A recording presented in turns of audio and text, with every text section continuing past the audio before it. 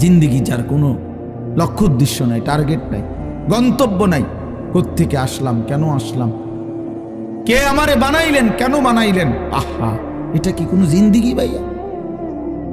বলো ছেলেরা, রাতের বাজে 3টা তুমি ঘুমাও না, দিনের বাজে 10টা তুমি ওঠো না, এটা কি জিন্দিগি? এই জন্য দোস্ত ভাইয়া, জিন্দিগি এত গাফিল হইতে নাই। সারাক্ষণই খামখেয়ালি, হাসি মজাক ঠাট্টা, এত মাতাল, এত পাগল, এত প্রতিবন্ধী। তুমি প্রতিবন্ধীর দিকে তাকায় দেখো, পাগলের দিকে মাতালের দিকে তাকায় দেখো, সে তো সারাক্ষণ অ্যাবনর্মাল।